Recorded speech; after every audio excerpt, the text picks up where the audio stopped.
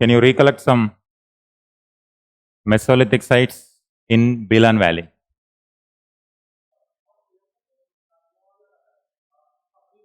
Huh.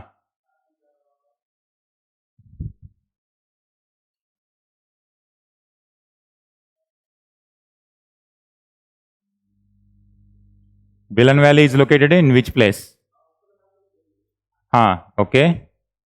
Present day Allahabad region, Prayagraj region. Yes. Any name? Chopani Mando? Okay. Any other place?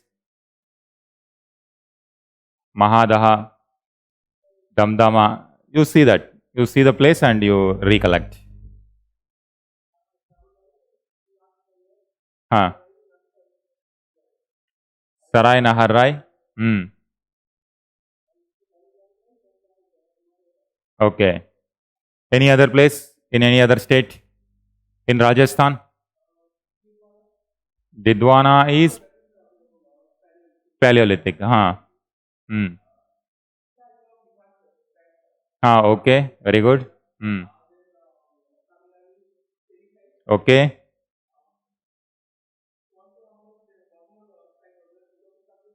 Huh.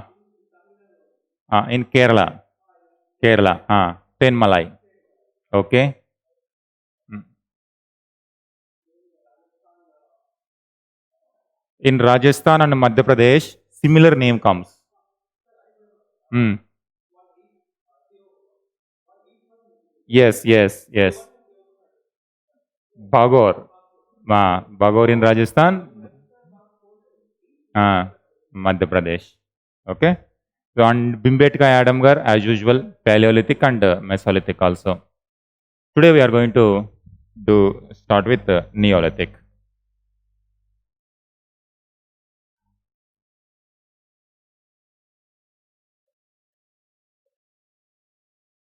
As of now, we have not seen any person name, any archaeologist name, the persons who contributed for the growth of archaeology or prehistoric age in India.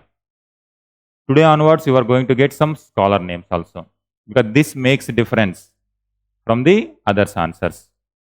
Generally, when it is Paleolithic life, Mesolithic life, Neolithic life, general description, most of the students are comfortable. But to make difference from general studies answer to optional answer, these names only will change. For that, you need to remember few names. First one, when is the Archaeological Survey of India was established? Any idea?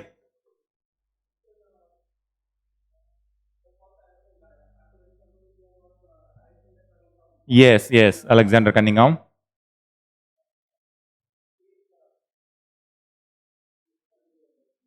In 1861, it was the time period. Around the same time period only, we are going to see the discovery of Paleolithic tool for the first time in India. His name is Robert Bruce Foote. I will write the names. Now, today onwards, you will find some names also. Okay, this is what we need to. Gradually, I am going to take you to that level.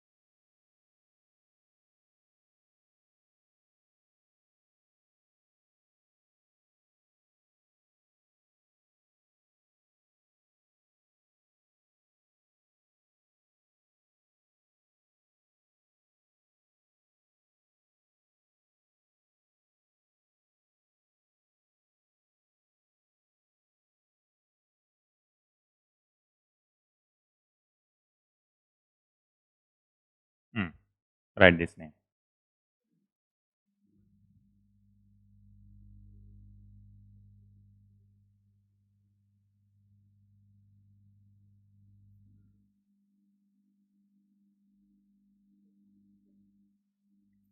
John Lubbock.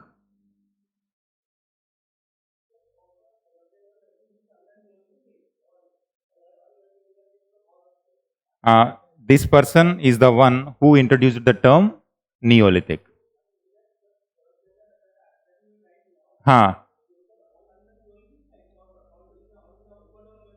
In the overall Stone Age, all Stone Age related, but Stone Age, in Stone Age we get Paleolithic also, Mesolithic also, Neolithic also.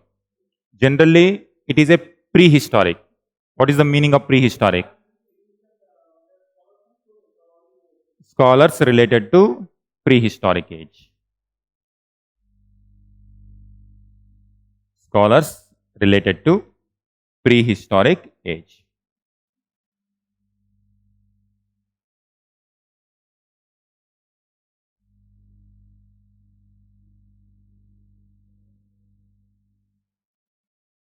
John Lubbock.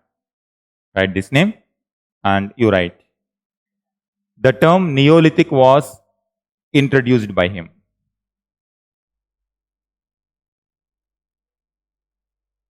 The term Neolithic was introduced by him.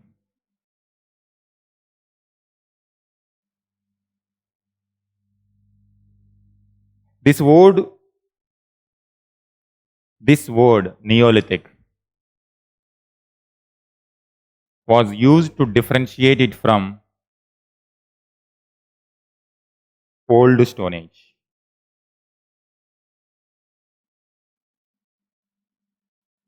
In bracket you give 1865. 1865. These years you need not to worry whether to remember very hardly or not. Naturally, just you observe around 1860s what was happening in India. Any idea? Around 1865, just 1857 revolt happened, and thereafter Britishers were bringing some reforms. So likewise, just have some rough estimate what is happening at that time. Next person, Alexander Cunningham.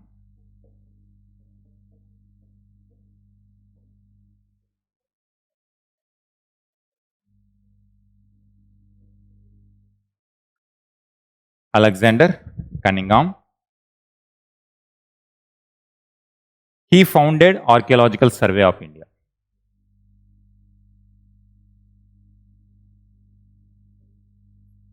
He founded Archaeological Survey of India. Even today also it is functioning. So that shows the foundations of archaeology laid in this time period. So in 1860s, developments were happening. He was known as father of Indian archaeology. In UPSC mains, directly questions will not come to write about scholars. Wherever it is necessary, you have to quote it. He was known as father of Indian archaeology. This is 1861. Next person name, Robert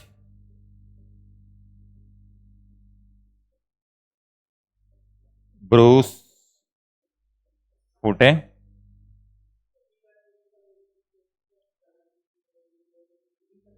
This person, John Lubbock, the moment he gave Neolithic, then it became Paleolithic, Neolithic, like that. But this person, Robert Bruce Foote, he was working in Madras region. In Madras, when he was working, he was under Archaeological Survey, Geological Survey of India. So one day he found one stone, and that stone turned out to be the first Paleolithic tool in India. Robert Bruce Foote, in 1863, he found a hand axe. Write this. He found a hand axe at Pallavaram. near Madras.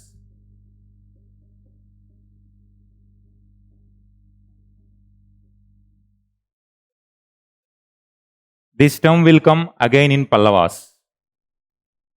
Pallavas started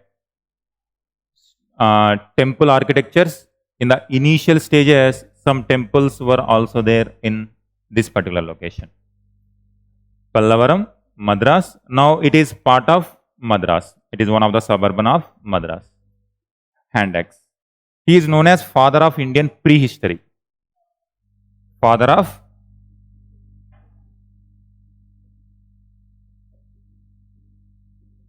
Indian prehistory.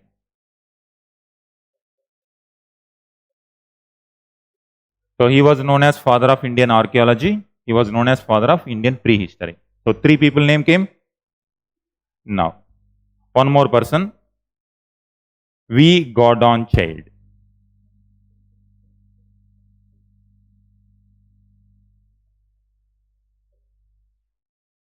V. Gordon Child.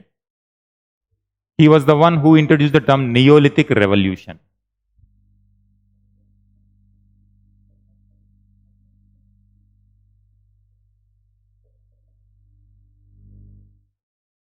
He introduced Neolithic Revolution. Now, four scholars came. Wherever it is necessary, suppose if you are writing about Neolithic, you can introduce, in introduction itself, John Lubbock was the one who introduced, and V. Gordon Child used the Neolithic Revolution. So wherever it is required, you use. Whenever question is related to prehistory, then use the term Robert Bruce Foote. Since the beginning of Robert Bruce Foote, who found hand axe. So like that you have to quote it.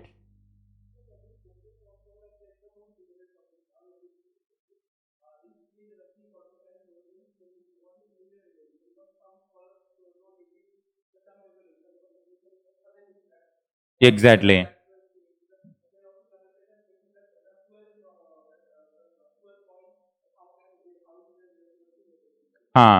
So now we are going to see those scholars also. So the theory and the counter argument by different scholars. So those scholars also you will get 2-3 people once again there. So whoever you can remember, you try to remember. No, don't think about very hardly that you have to remember each and every scholar name. Hmm.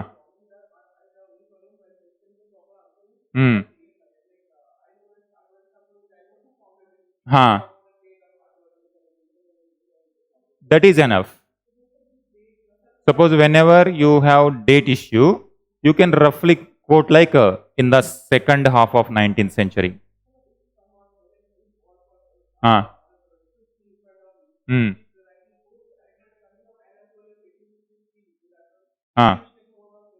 No, one particular year will not change entire answer. Answer has to be, you have to see in the holistic way. Hmm. Hmm.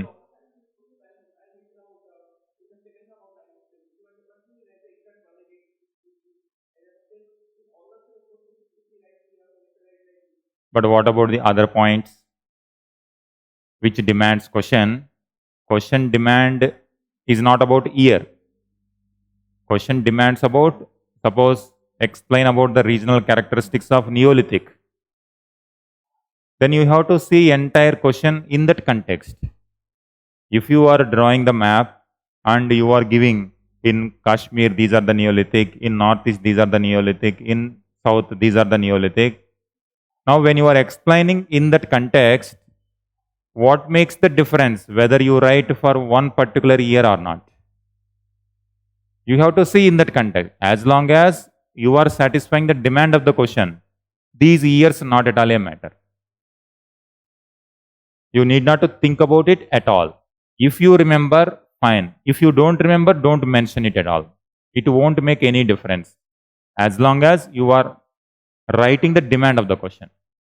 If you don't write about Northeast, if you don't write about South India, that makes a difference.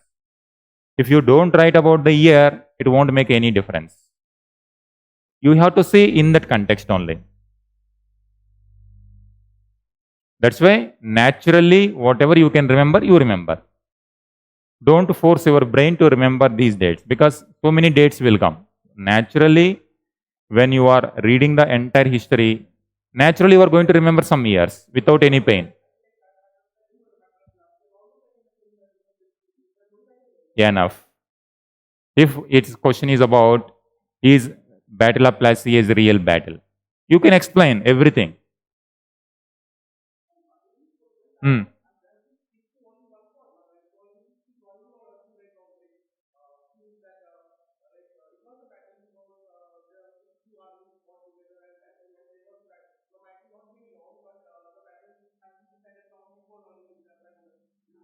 Those arguments we will bring whenever that particular topic comes.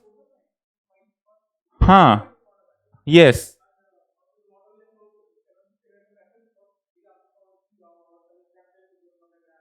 All those arguments you have to bring. So here our discussion is years, not a matter at all. Naturally, whatever you can remember, you can write. If you don't remember, don't force. Because UPSC always gives question in a analytical way. You have to think always in the analytical manner. Suppose if question is about Mesolithic, then you are mentioning Bilan Valley. If you simply mention Bilan Valley, one type of impact. If you write some 4 5 sites really what are located in the Bilan Valley, that makes difference. Okay, here nowhere year comes, but place names will come because that makes a huge difference. This one. Now, when it comes to Neolithic, what is the major change from Paleolithic, Mesolithic, Neolithic means the practice of agriculture. In this location, and in the previous classes, we have seen Paleolithic age and Mesolithic age. In Paleolithic, the was it locked or open? Open only. Okay. When it comes to Paleolithic, hunting and gathering is the subsistence pattern. When Mesolithic stage entered, when Pleistocene ended and the Holocene started, the temperatures rise, environment became warm, the climate became warm. It made changes in the growth of plants also. Once plants rainfall are happening, then automatically the nature of food, the choice of food also going to change for the species. Here species means both the animal species and including human species also. When plants are responding to that environment and animals are responding to that environment, human beings also will respond to that environment.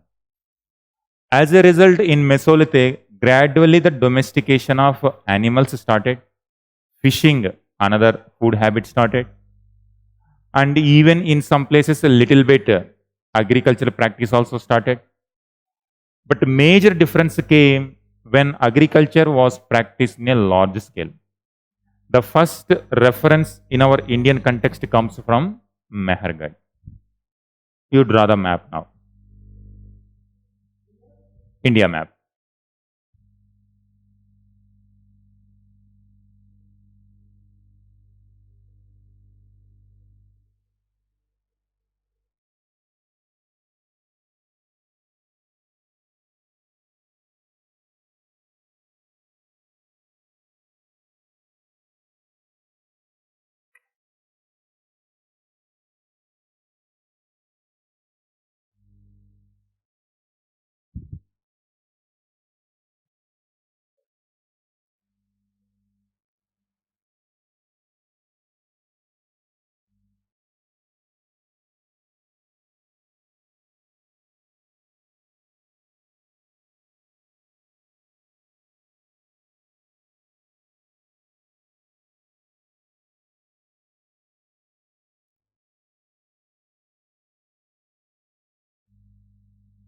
This is the location of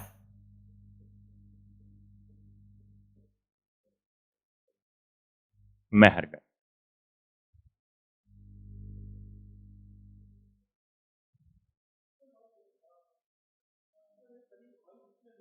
Huh.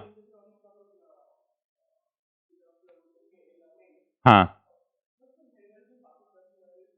That's why we study prehistory is all about Indian subcontinent.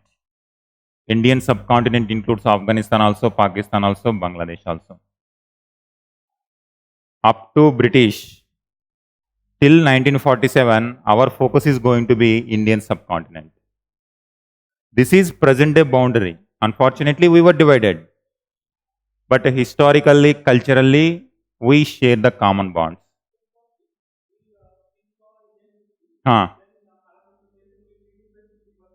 Everything. Now we have to focus only this part. But without mentioning Harappa and Mohenjo-daro, the Harappan civilization is not complete. That's why in the ancient times, these boundaries were not there. Only geography matters. In this geographic location, the culture evolved. And that is going to have impact on different parts of India. In future, we don't know. Our boundaries may change. So we don't know.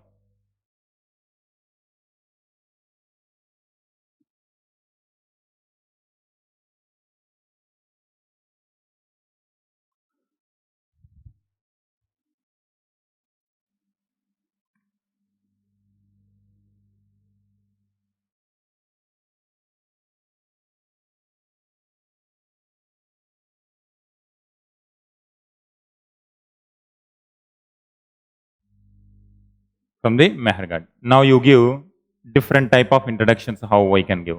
Introduction to Neolithic. This introduction you can use in the answer.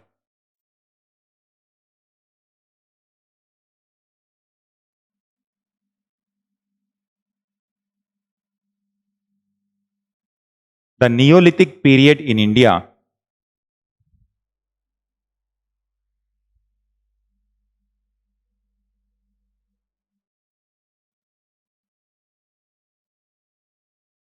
the Neolithic period in India is a significant chapter.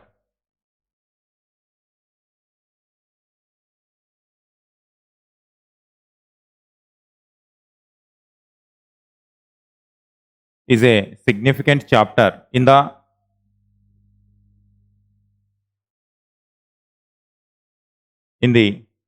country's prehistoric past.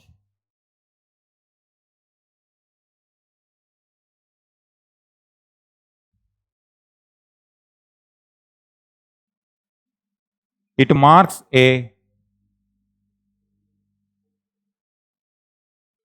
it marks a transformative phase transformative phase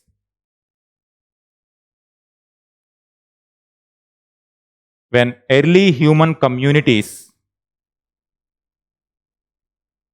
when early human communities made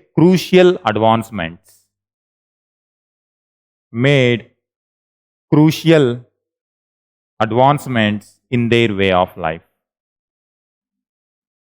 In their way of life.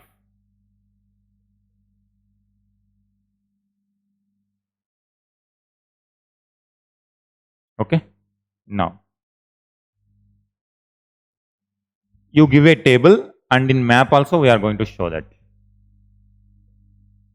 This is timeline related to Neolithic.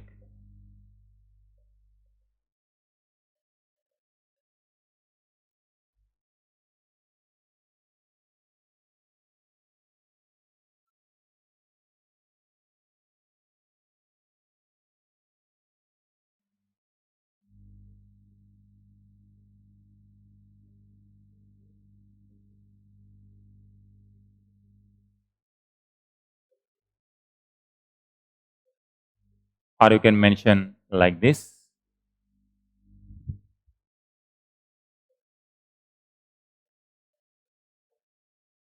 9000 BCE, it was in the world context, Neolithic started.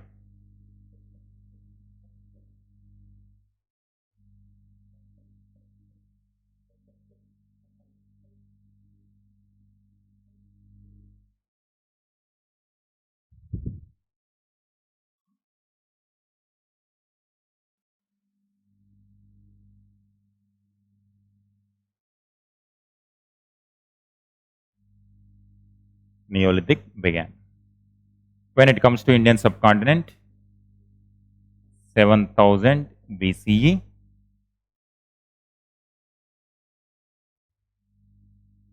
Indian subcontinent. That's why throughout our answer writing, always mention Indian subcontinent.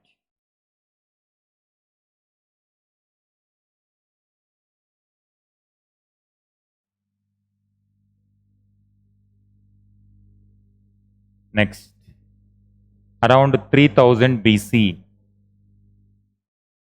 Neolithic in Deccan.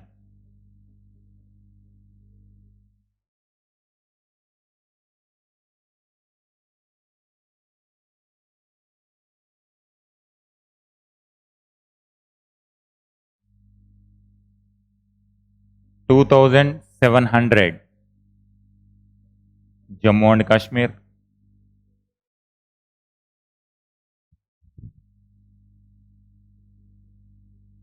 2000 Bihar. 1000 Northeast.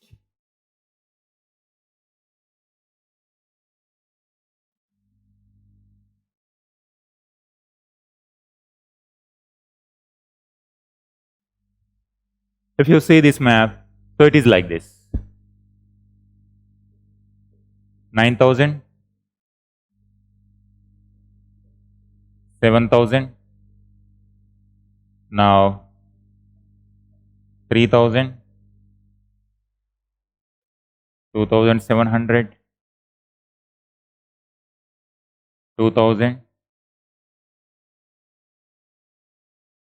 1000. This is how it is Neolithic culture. Any change, whenever something happens in other part of the globe, it is going to take time to reach the other part. When it comes to Vedic traditions also, 1000 BCE, Vedic traditions, and gradually after 200, 300 years, it reaches there. When it comes to Mauryan culture, NBPW, Northern Black Polished Ware, that kind of advancement comes in Deccan after post-Mauryan period. Here, some kind of already way of life will be there. That's why during Sangam time period, the Sangam age contains the elements of pre-Vedic time period also, Vedic time period elements also, because of continuous interaction. You mention this in the map. You write in the map also.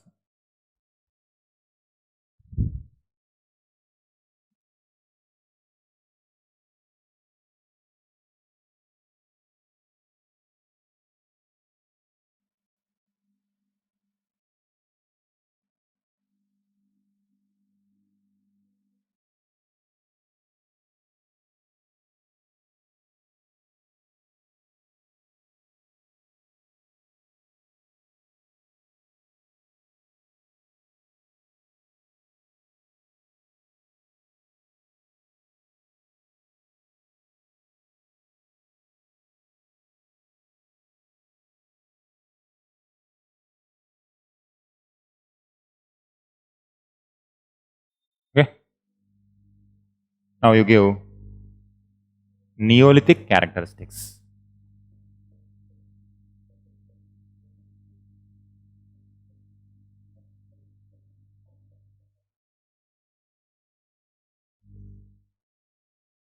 Neolithic characteristics.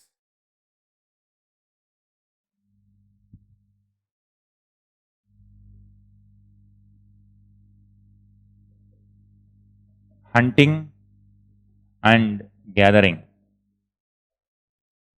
continued. Hunting and gathering practice is not going to vanish, because even today also we find in some pockets of India.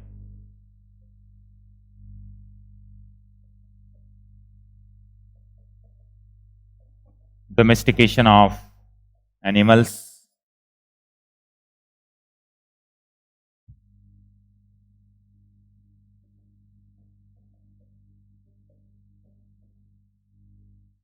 Agriculture became dominant.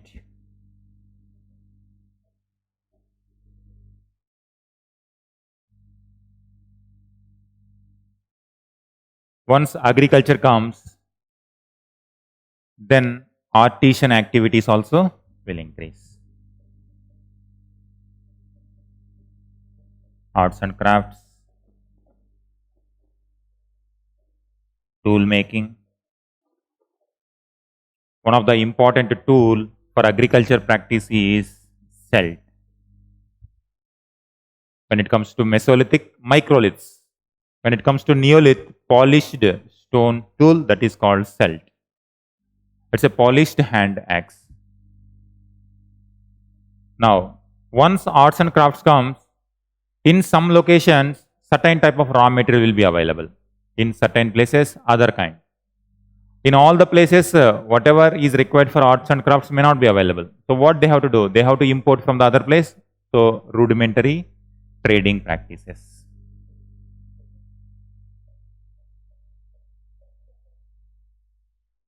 Trading practices started. This is how once people started interacting with each other, then a cultural identities, village setups also emerged.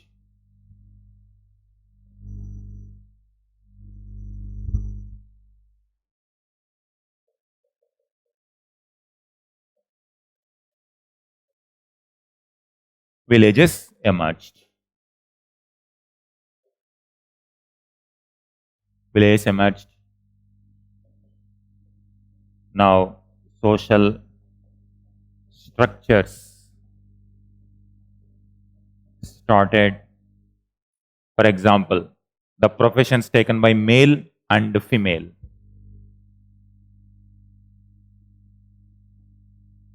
Role of gender.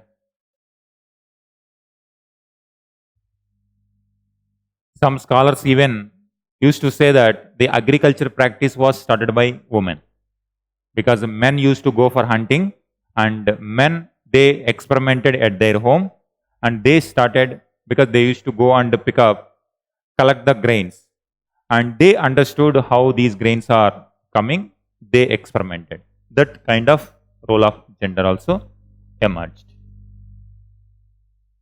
Role of gender, children emerged. The food habits changed.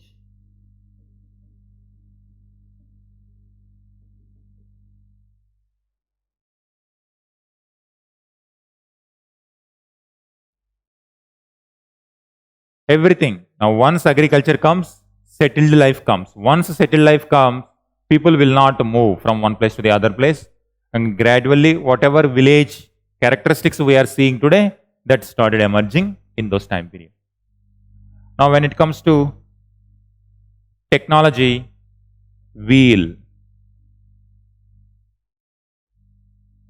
pottery,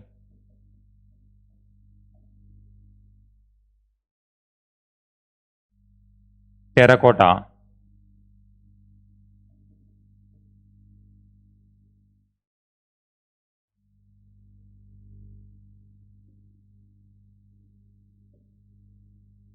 art and culture emerged in the form of some kind of religious beliefs. Those beliefs we can see in the form of burials. That means some kind of belief they were. And when it comes to terracotta, mother goddess type of terracottas.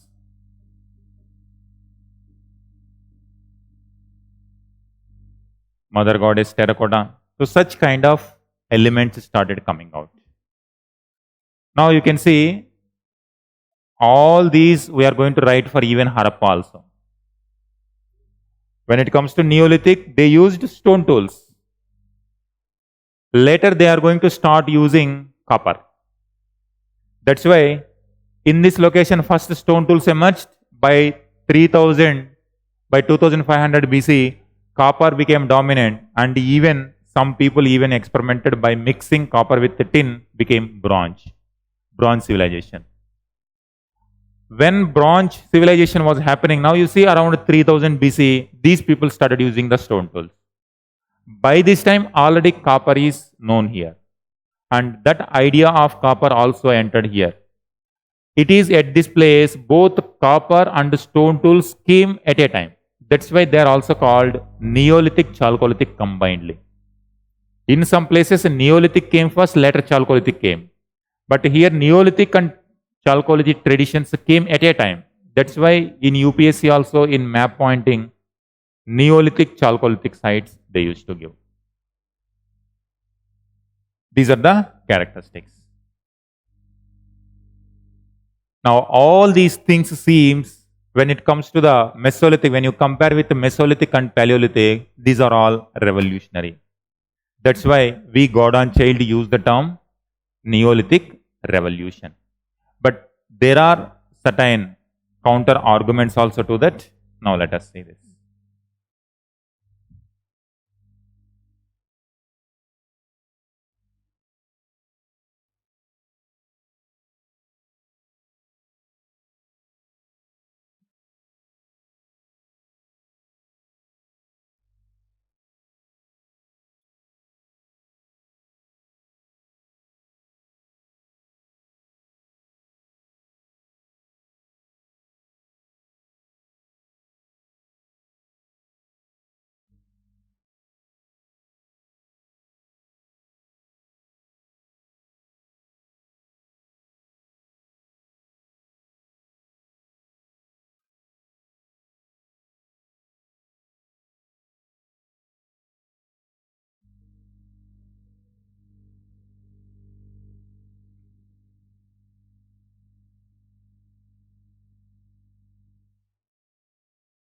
You give the heading, why the agriculture began in Neolithic age.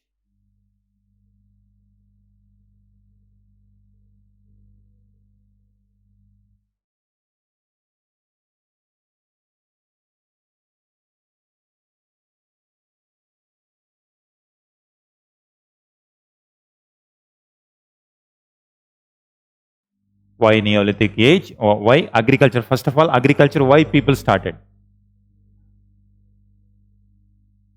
You just mention only these words.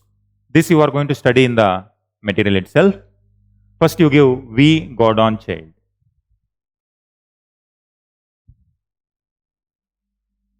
We, God on child.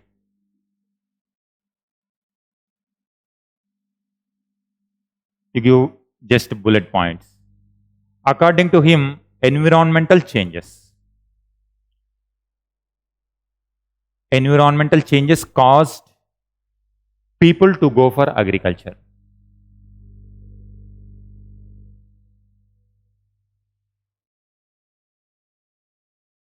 Environmental changes.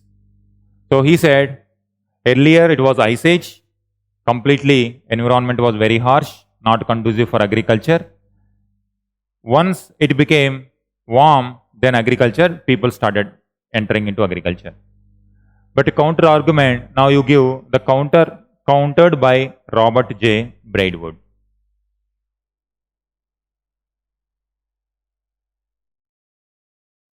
Countered by Robert J. Braidwood.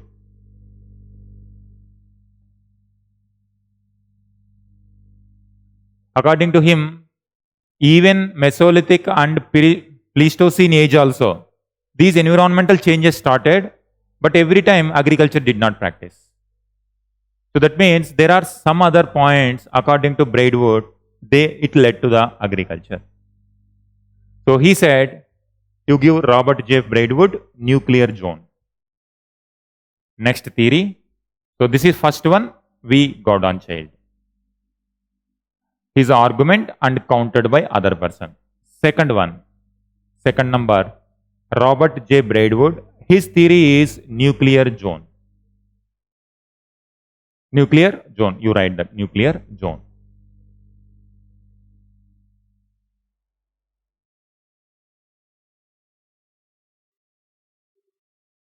So nuclear zone, he said, there were some pockets, in some pockets, these domestication of plants became very conducive.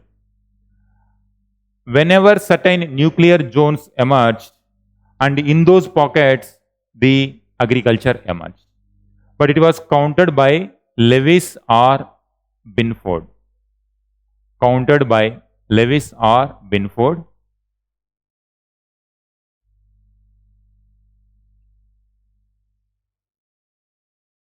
And he said these nuclear zones archaeologically, in which places these nuclear zones emerged, we cannot really tested, could not be archaeologically tested.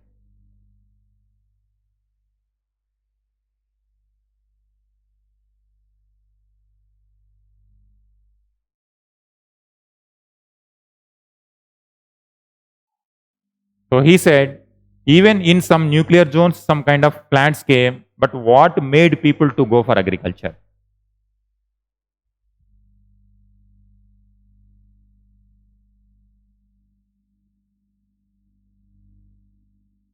Third one, Lewis or Binford, pressure on resources. Third scholar, third argument, Lewis or Binford. According to him, it is the pressure on resources.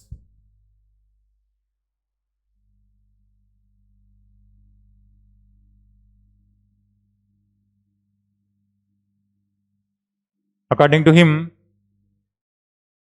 when environment changed, population growth also increased. And in certain areas, whatever resources are available, earlier those resources were sufficient for the people. But when population grew, this balance disturbed, and as a result, people now forced for the new way of subsistence that led to the agriculture. But question is, in those times, when today we are talking about sustainable development, so much overpopulation and pressure on the resources. But in those times, really was it a pressure? Because so much resource were available, comparing with today's standard, population was very less. That's why it is also counted.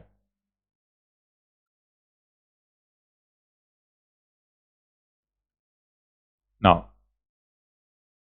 Kent Flannery,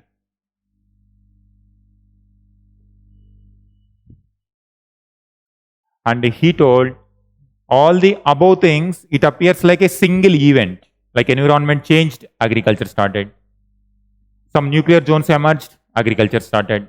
Population pressure started, that's why he said it is not an event, it is a process. So he focused on the process. It's a natural process of food production.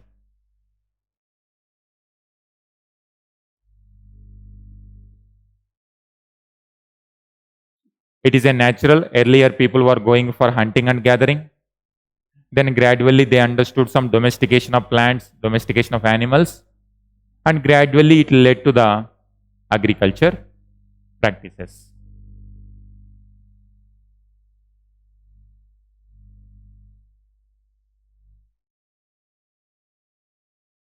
This is about this.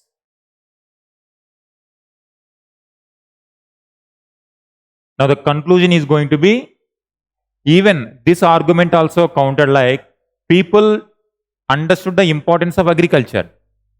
But in the first place, why? In the first place, why people experimented? People took the advantage of agriculture, but why they were forced, they did not explain. That's why the conclusion is going to be the causes are there in all the arguments. That is going to, you give the conclusion like, for this argument why agriculture started means, it suggests that key lie in environmental change and the other factors as well.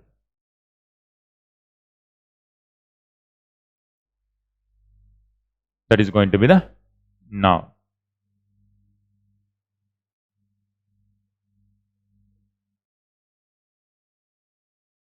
Neolithic revolution. You give Neolithic revolution.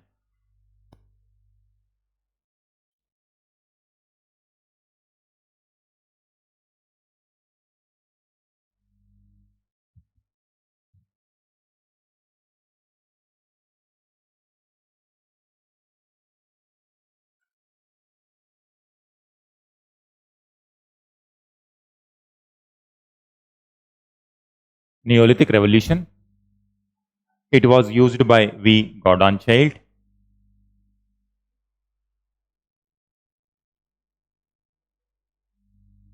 It was used by V. Gordon Child in his book Man Makes Himself.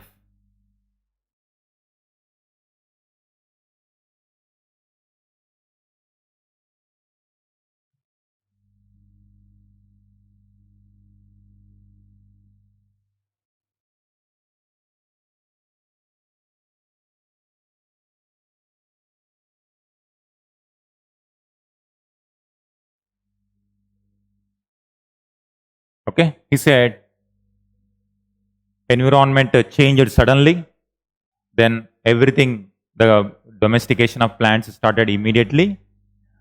Once agriculture started, everything has changed in the way of life. All these factors like agriculture started, village started, social structure started, wheel started, pottery started, and trade started, art and culture emerged, religious beliefs emerged. All these things happened suddenly. That's why he considered it as a revolution. But counter argument is no, climate change is a sudden one. It's a gradual one. It's a evolution. Domestication of plants also, animals also. It's not a sudden act. It's a gradual act. That's why we can term it as a evolution rather than a revolution.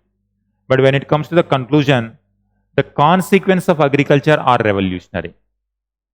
Once agriculture started, now food production mechanism changed. The way people food habits changed. People got more leisure and people all sorts of modern way of life emerged. Instead of the changes in the environment, it is the consequences of the agriculture that makes revolutionary. That is you just give the conclusion that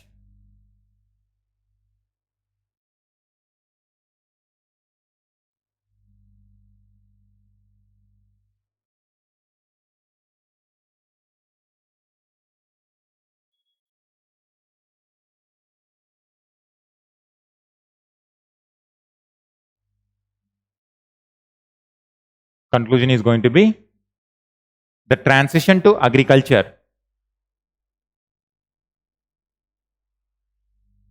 The transition to agriculture and domestication of animals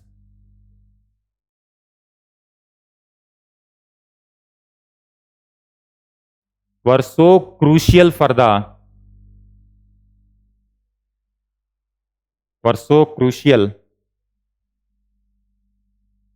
the social and economic organization of human communities.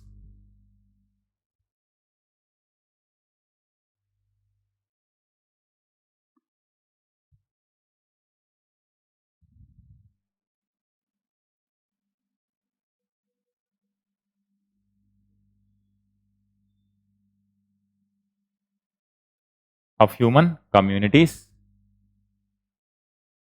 The term revolution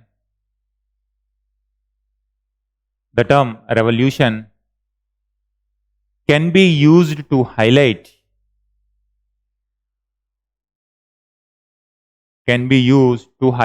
the consequences of beginning of agriculture. Consequences of beginning of agriculture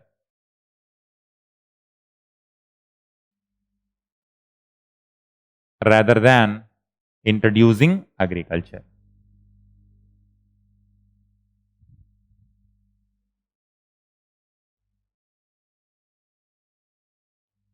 So growing crops itself is not a revolutionary, but the consequences were revolutionary. Now you give these things. In these Neolithic revolution, how he termed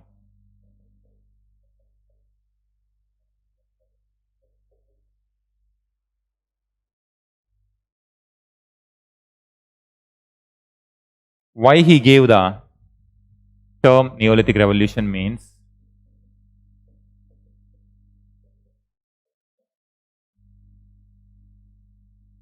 agriculture innovation,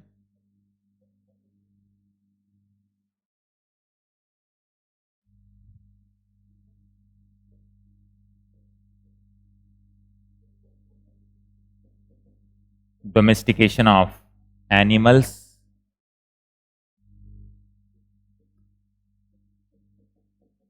settled life, developments of arts and crafts, whatever characteristics we have written, same characteristics only, and technological advancement,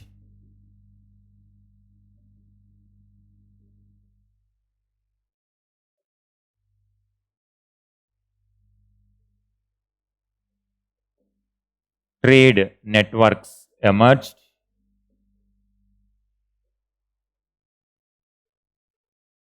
impact on health.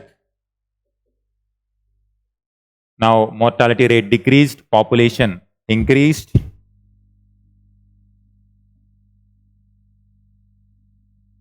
Population growth.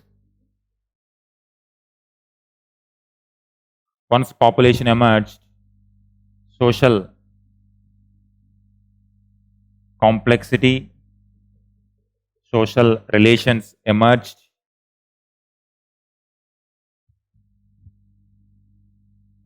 Impact on women or gender, impact on men, impact on women, impact on children.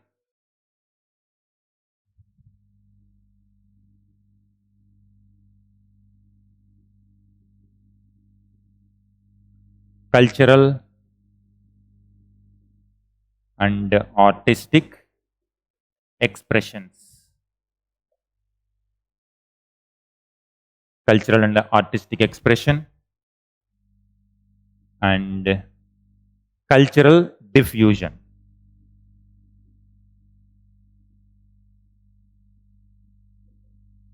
Now one part of people started exchanging the ideas with other part. That's how the gradual, today we are calling Indian culture. That the beginning lies in this part.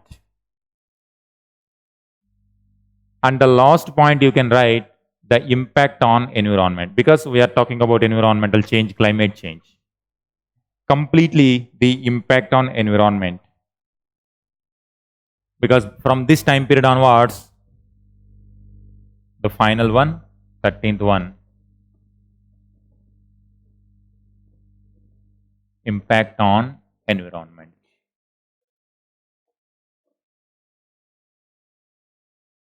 Because agriculture means now you have to use the water, irrigation, domestication of plant. Now you are going to experiment. Genetic changes are going to change. So gradually, completely the relationship between human and environment started changing. And from that time period onwards, so many changes in the human evolution started. He considered this was the very important revolution in the human history. The second revolution which he considered as industrial revolution. So before industrial revolution, if there is any revolution in the human history, that is Neolithic revolution. Okay. Now you write one question. Use the same content. You just follow like 10 marks. Only one page you have to write.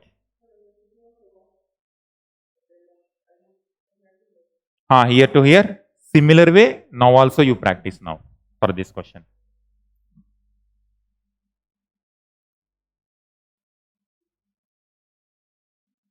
To what extent, question, write the question. To what extent we can believe, to what extent we can believe that changes in Neolithic age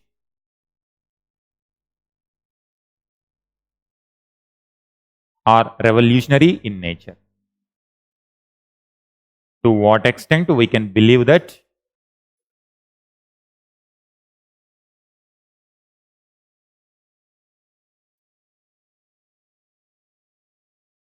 changes in Neolithic age,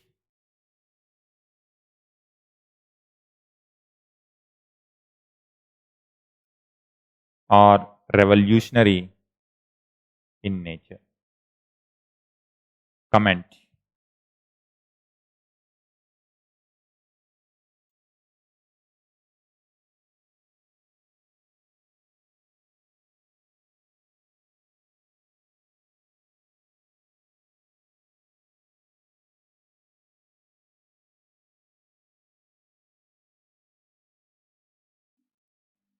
Your practice is now you know the content, but how you fit in the single page, that you practice.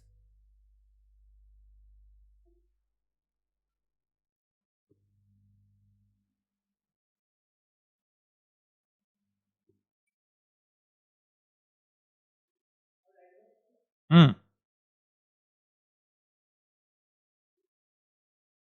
So now you got some introduction, some scholar names also, some terminologies also, conclusion also. You fit everything in single page, but a single page. Knowledge is not the issue how now. Now how you concise that knowledge into single page is the practice you require now.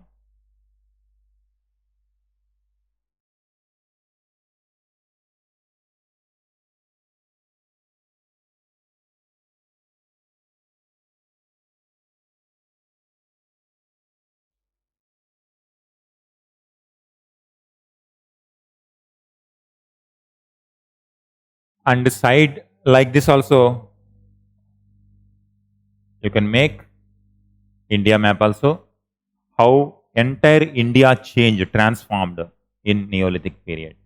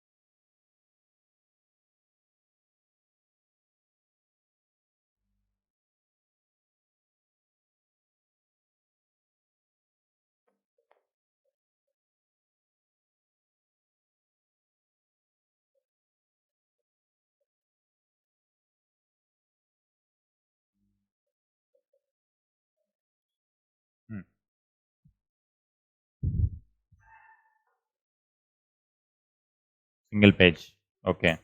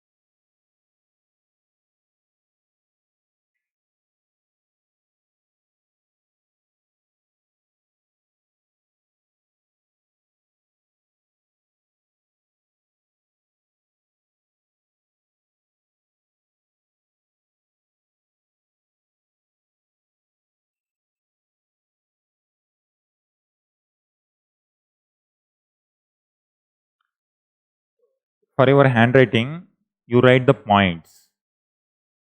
Point 1, 2, 3, like that. Otherwise, you have to make underlines. Okay.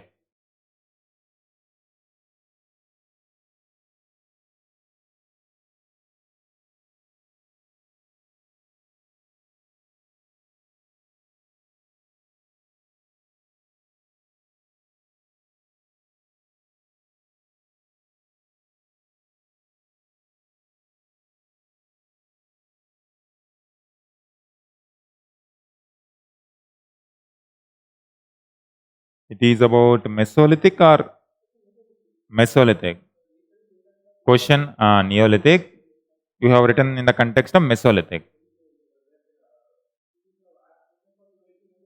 Hmm. Ah.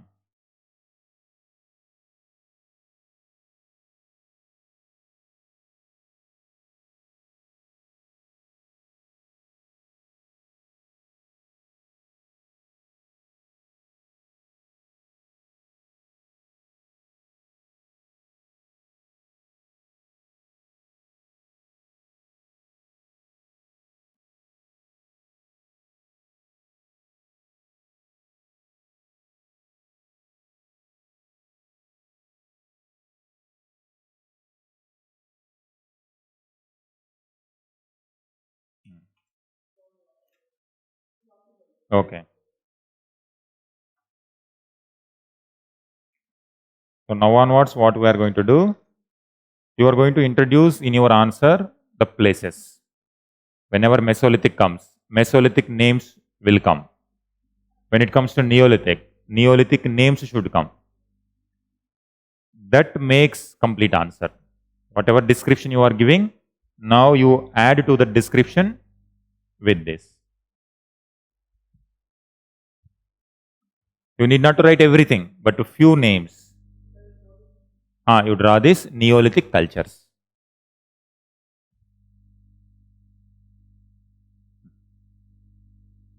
Neolithic cultures in different parts of India.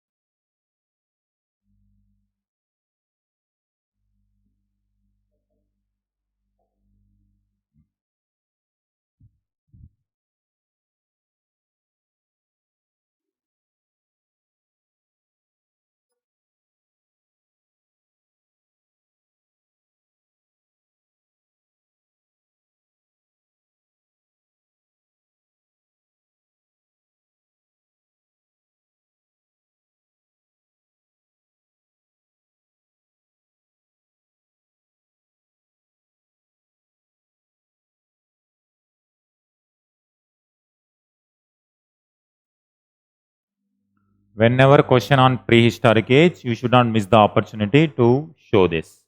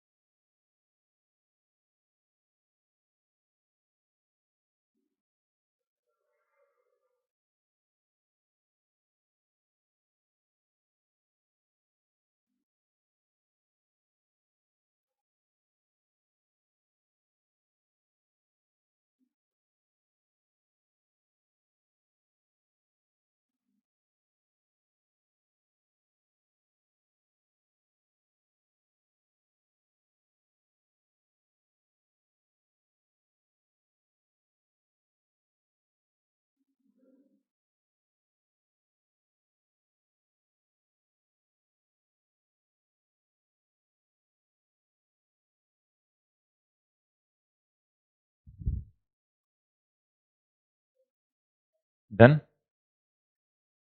now you give the heading.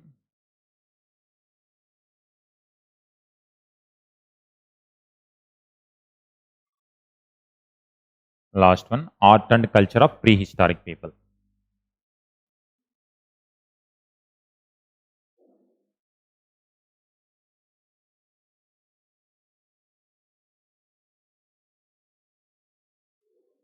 Art and culture of prehistoric people.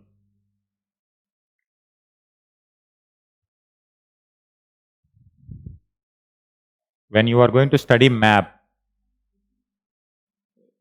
you have to study map very detailed way, because 50 marks map only.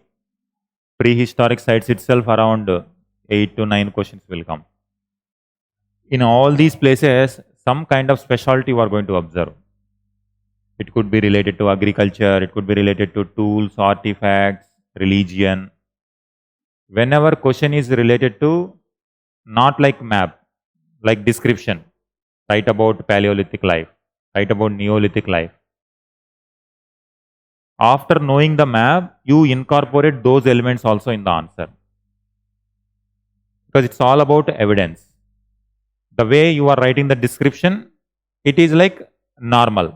Up to 40%, 45%, up to that level, it will take you. To reach the 60%, you have to include these evidences. Because as you gradually, as your course goes, you are going to know more and more evidence. As more and more evidence you are going to come, next time when I ask you to write the same question, your answer has to be different one. Structure is same with places, with more evidence. That makes the difference in your answer. So the quality of your answer is going to change completely the more you are going to know about the evidences. Art and culture. You give the line. Prehistoric art introduction.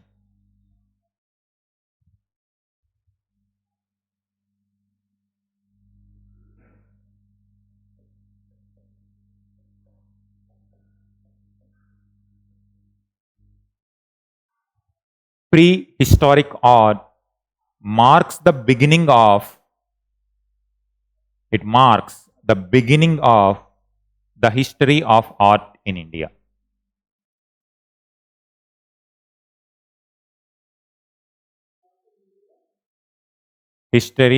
Beginning of the history of art in India.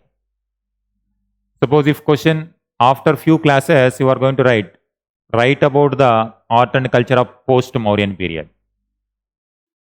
So in introduction, you are going to use prehistory also. Since the prehistoric age, India has seen the development of art and culture.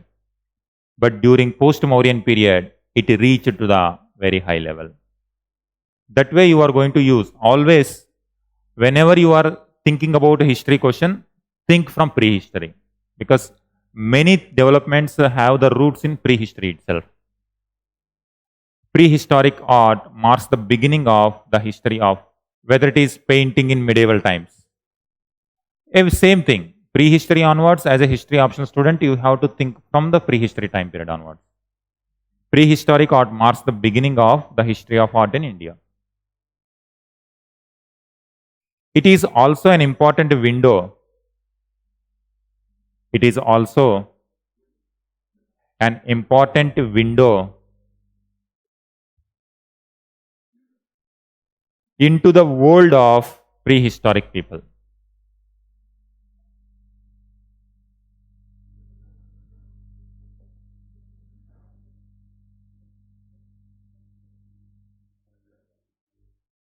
It's a window because archaeological evidence, whatever burial practices, whatever stone tools, whatever we identify, we have to infer the life of people. Art and culture painting, for example, it is one of the best evidence which we can use for understanding the life of people. So it's a window to the world of prehistoric people. Apart from paintings on rocks,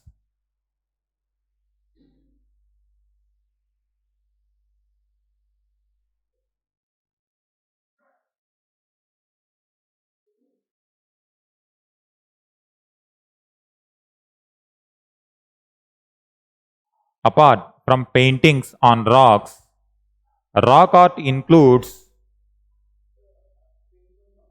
painting on rocks, rock art, rock art, rock art includes, this term is very important, petroglyphs.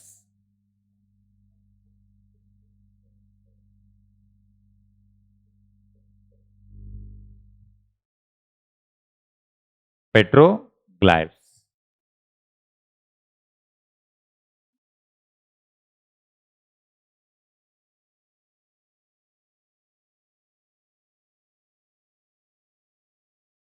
UPSC may ask like fossil site in map pointing. Similarly, it can ask, as of now, this was not asked in previous year question, but it can ask like a petroglyph site. What does it mean? You are going to write.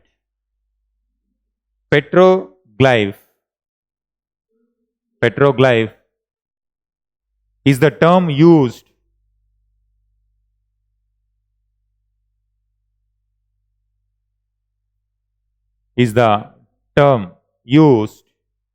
when some substance of a rock surface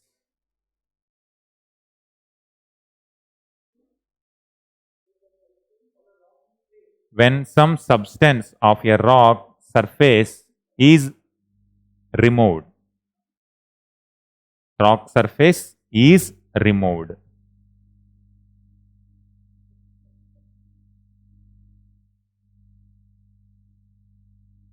Suppose if rock is there, people can engrave.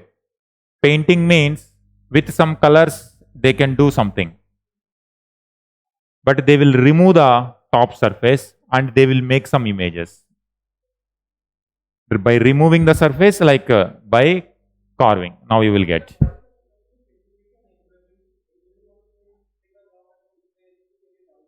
Yes, we are going to continue this statement.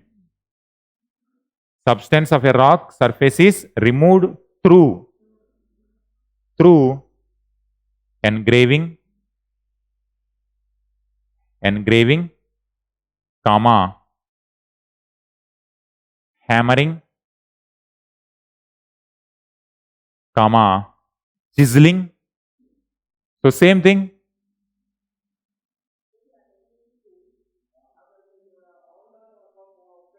Petroglyphs.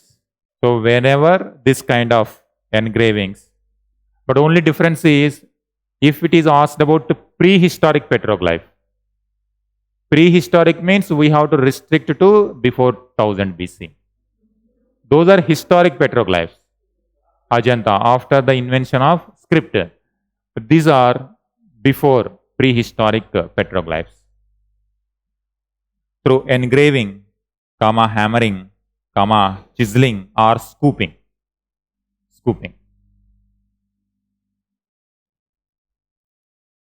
Like rock cut, simply rock cut architecture. But during prehistoric time period, they don't have that technology.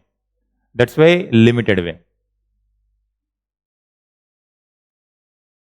Continue that. Such remains were clearly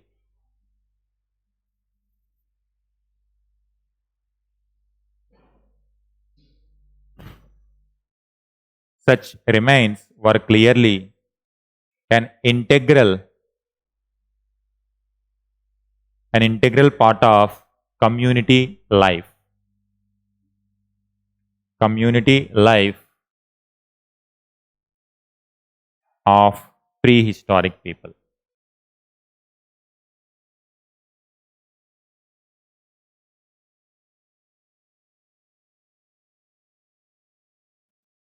So here we are talking about when it comes to art and culture, two things. One is paintings which are survived. It is also part of art and culture. Another one is petroglyphs which are survived to understand the life of these people. Now you give mother goddess one by one. Subheading mother goddess.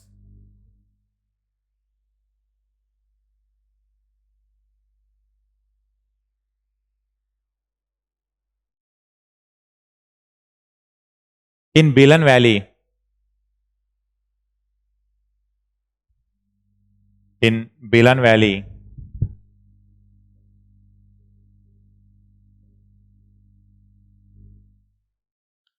Lohanda Nala.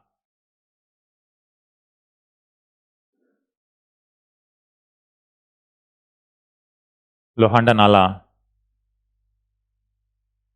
gives the evidence of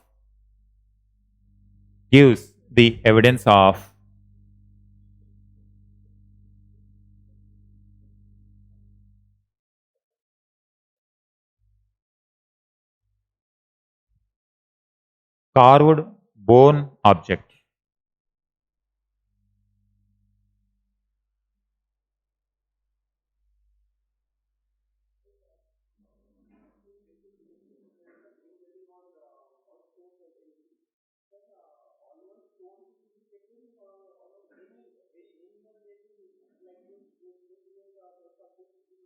On rock surface only petroglyph, the term is used.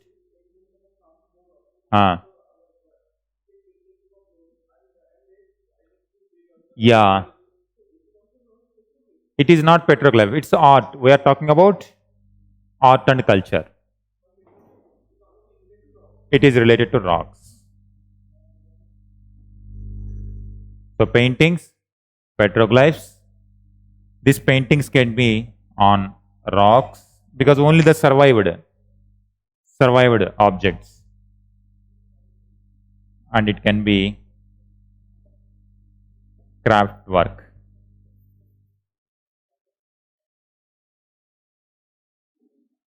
They are all part of art and culture.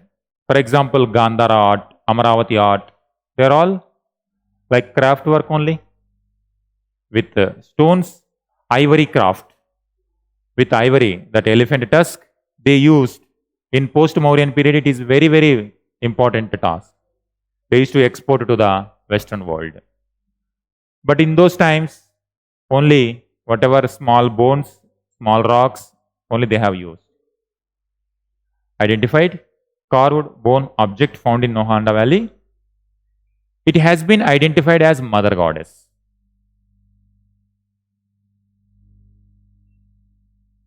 It has been identified as Mother Goddess.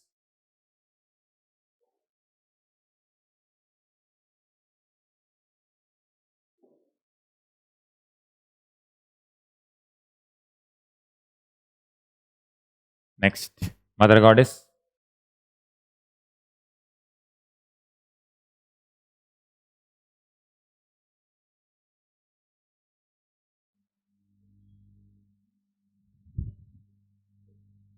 Second one. A circular disc.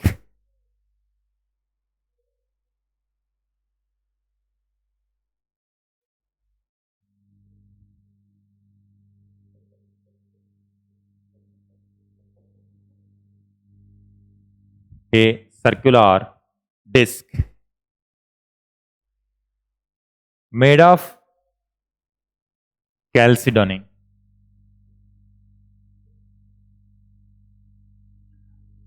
Whenever you are going to see the map pointings, these terms will increase in your answer writing. Different type of stones. Chalcedony at Bimbetka.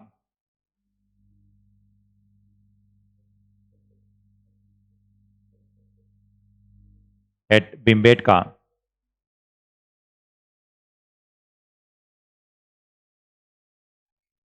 Is an artistic expression of prehistoric people.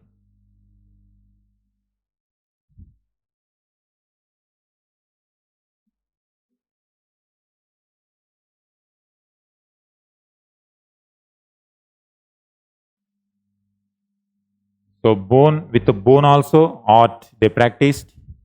With the stone also they practiced. Next one.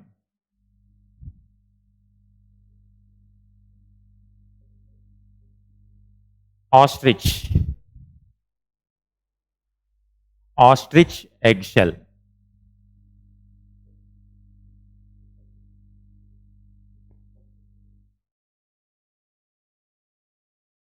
A piece of ostrich eggshell. A piece of ostrich eggshell engraved with designs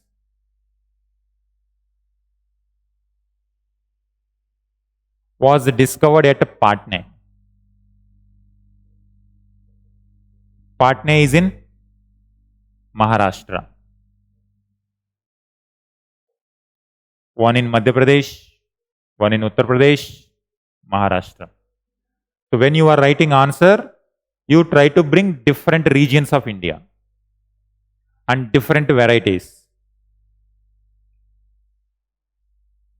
They used rocks also.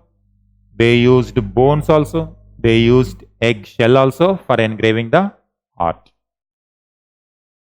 Next, animal teeth.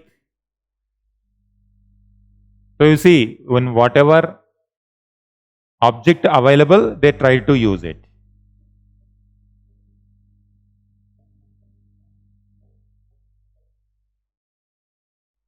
Animal teeth. In Karnool cave, Karnool is in Andhra.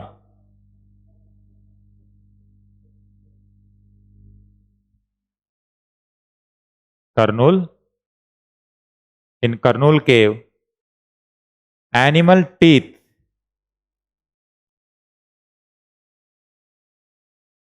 Animal teeth with grooves. Some kind of artistic work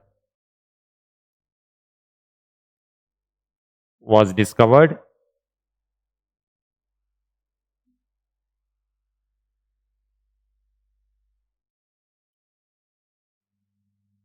This represented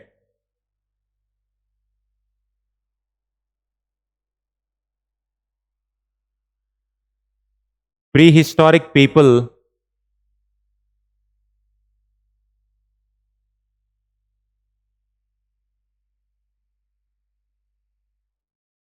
might have used it as an ornament.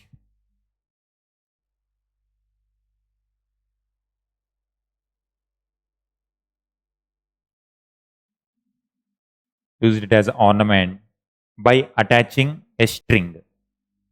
So like we used to wear ornaments in necklace, like that animal teeth they might have used. By attaching the string, they might have worn it as an ornament.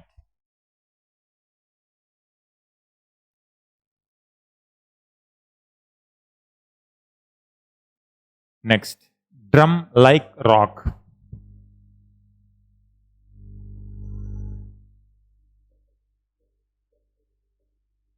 Drum like rock at Bimbetka.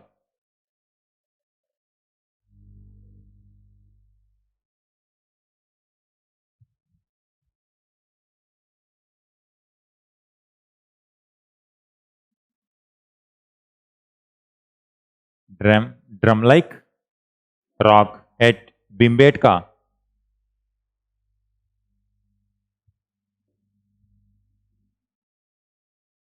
This rock was discovered at Bimbetka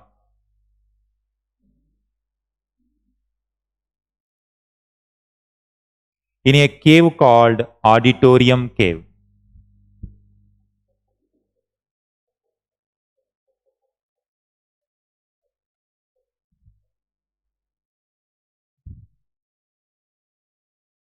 Auditorium Cave.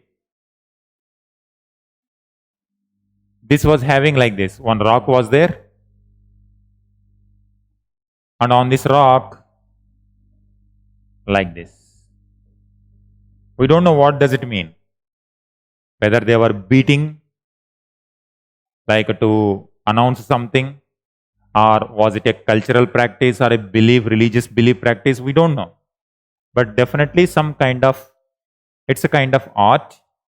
It might be having some kind of significance in their life. Auditorium Cave. Next.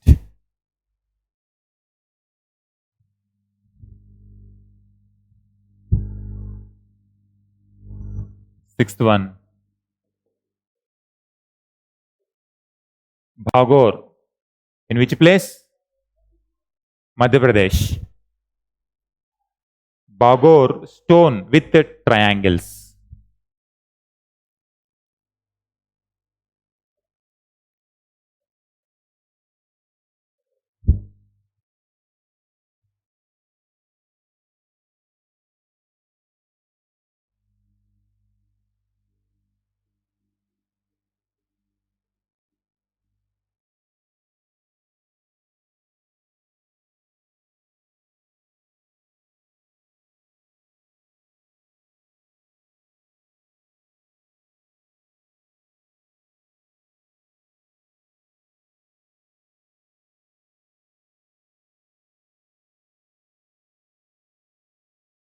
Bhagor with triangles.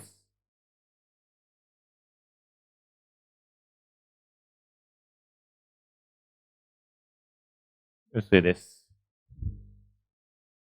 They prepared stone in the form of mother goddess.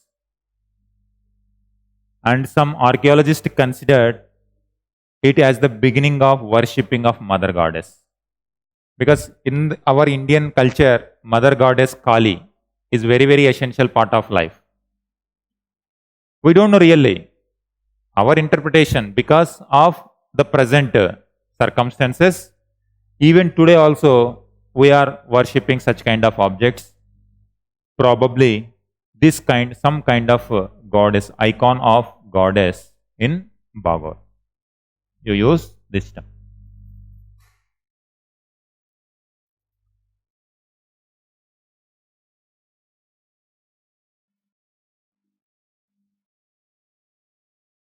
Bagor, stone with triangles.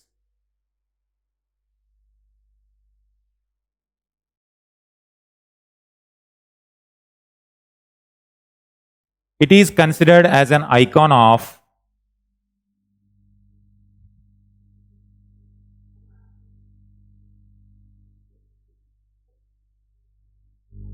a goddess.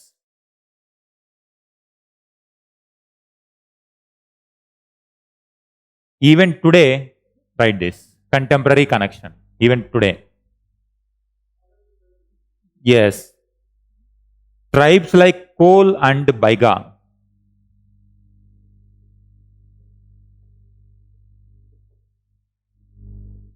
Kol tribe and Baiga tribal people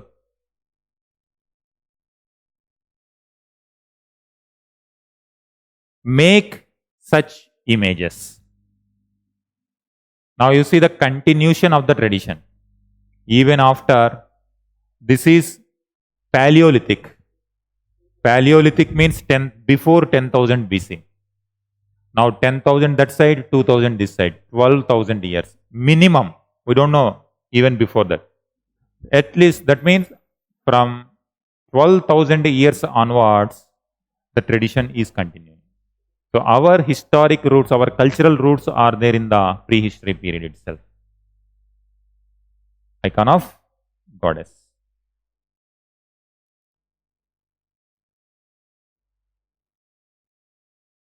Petroglyph art in Kupgal.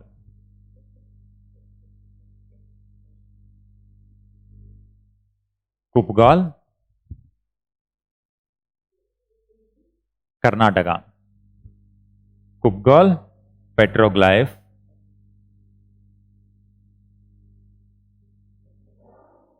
in Karnataka.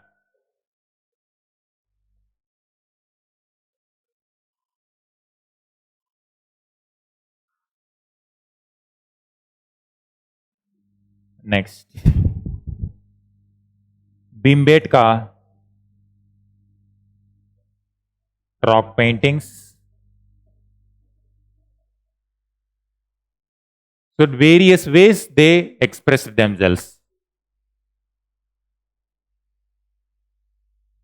Actually, this was the question in general studies answer. In 2015, there was a question.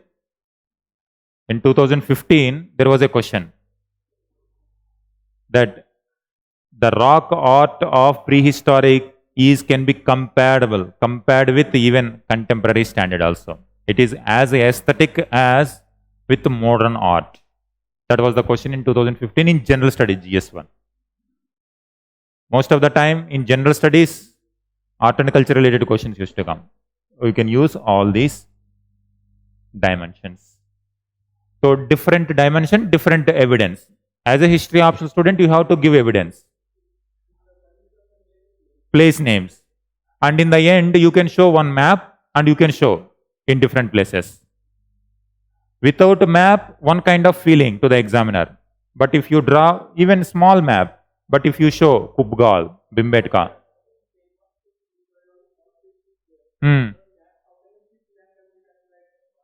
map you use in the right side like this.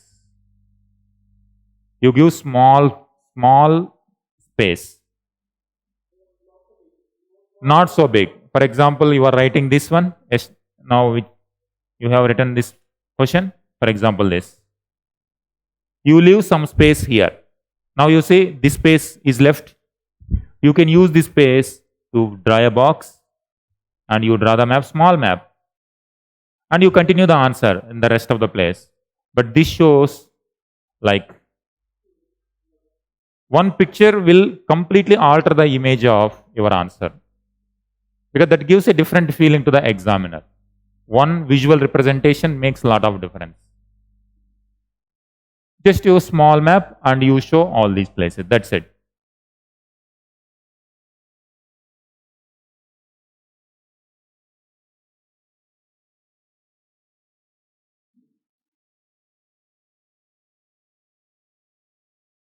Okay. Now, what art and culture represents? What art and culture represents?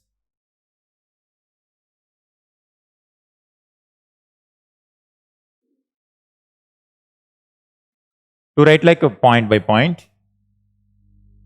1.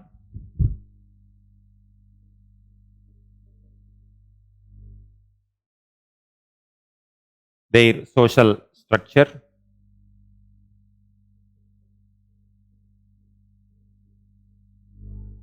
Hyphen, like hunting in groups.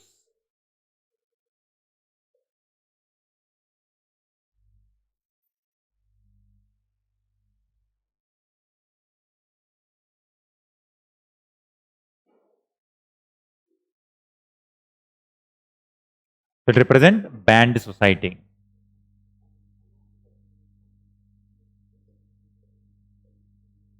Group of people. Society is like a band. 25 people, 100 people. Small communities. Social structure. Then subsistence pattern. Because in Bhimbetka, these caves represent hunting scenes.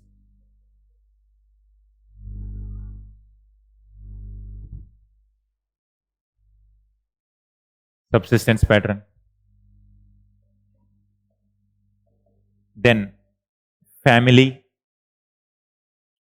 They have the representation of images with women with pregnancy. So family, importance to baby. Next, festivals. Some images with like they are dancing.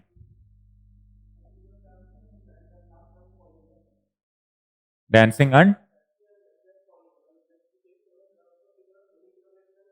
huh, huh, huh. Okay, okay. So that shows festival activities, dancing images.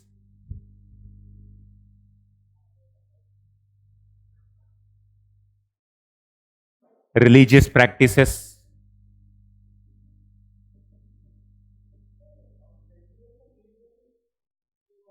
Similar. Religious practice like worshipping Mother Goddess. Bagor. Bagor example you can give. Bagor triangle. Triangle. Even today, tribal people are also making that Kol and Baiga tribal people. So likewise, religious practices and their technology.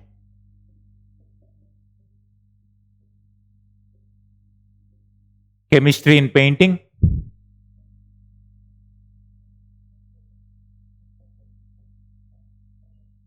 In paintings, some kind of chemistry, technology. And when rock, so that is engineering skills.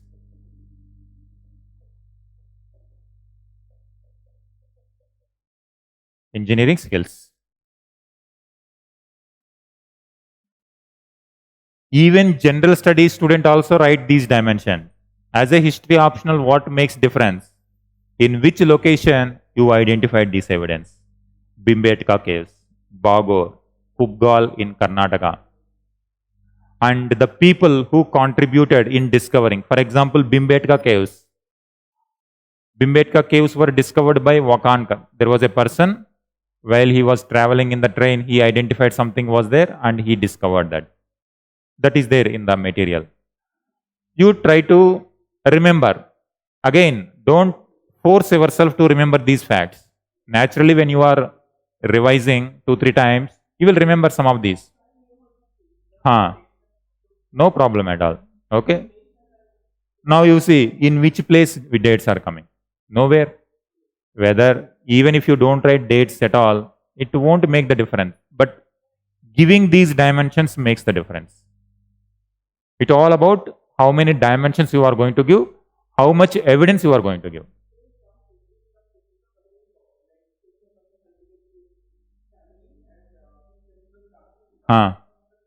Hmm.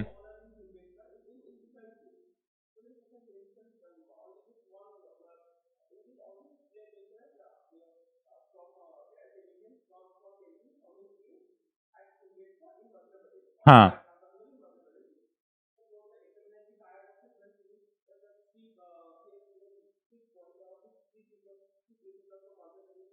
That is not a matter because evidence is from Madhya Pradesh only. As long as that evidence is true, no matter. Or you can give from Bhimbetka, the following evidences will come.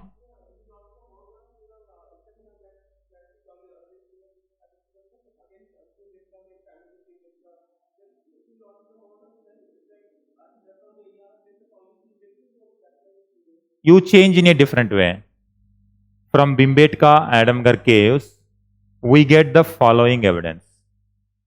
Now you are writing only once, but dimensions are going to be 3. From Kubgal, we get this evidence. From Bagor, we get this evidence. When you are going to get 3-4 dimensions from the single place, you convert the statement. From Bhimbetka Adamgar caves, the following evidence comes. 1, 2, 3, 4 dimensions. Like that you can give. Only changing the order of the statements. Okay. Next one. Last one. Why did they?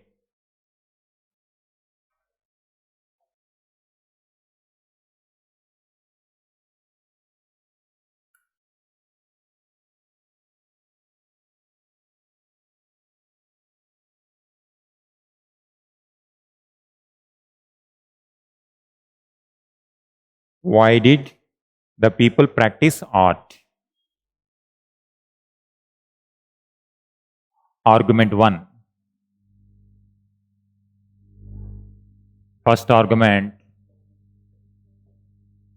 for the sake of art.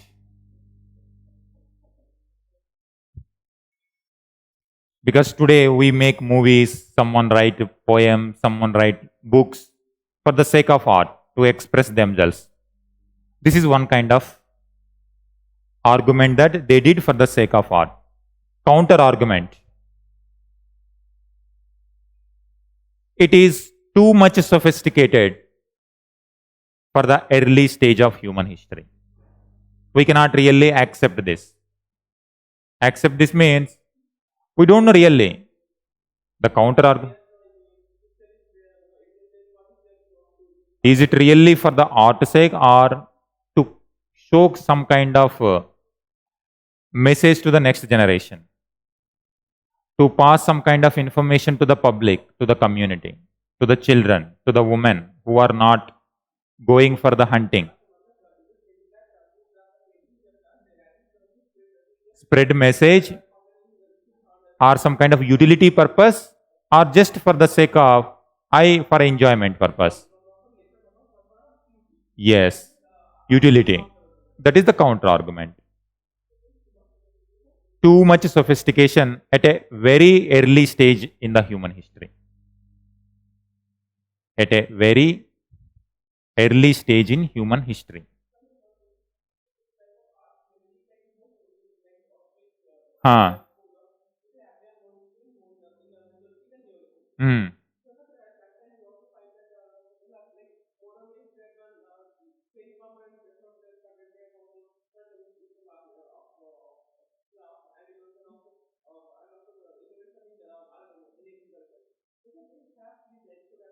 That is the conclusion. Conclusion is going to be both balanced view. For some art, that is utility purpose. For some art might be because they got the leisure time. When economic changed, they got the leisure time and they might have used it for the sake of art. Second argument, to overcome conflicts.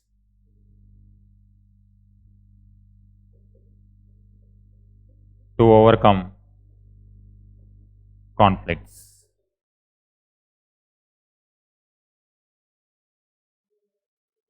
For example, we make some kind of peaceful movies for communal harmony. It's a kind of art. Counter argument is, but the society was not that complex. But society was not that complex. There were no sharp social differences.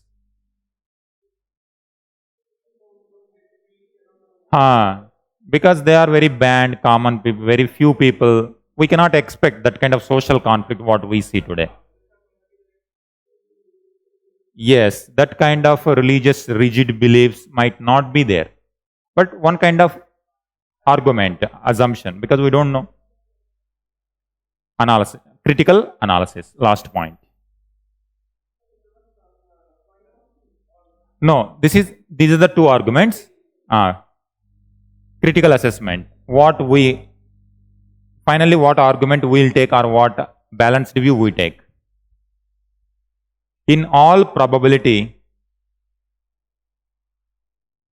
these are the terms. Whenever there is no conclusive evidence, we have to use these terms. In all probability, people depicted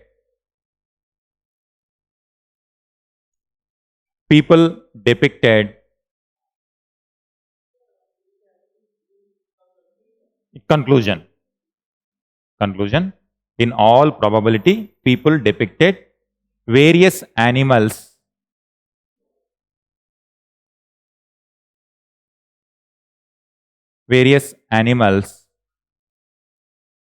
to ensure control over them.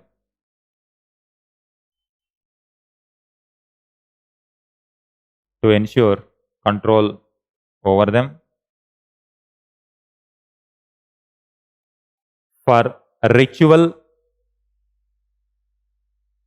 purpose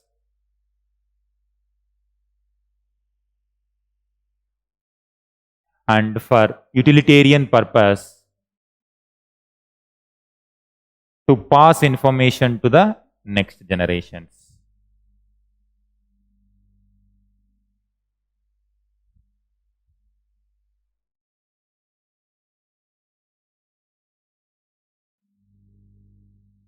To pass information to the next generations.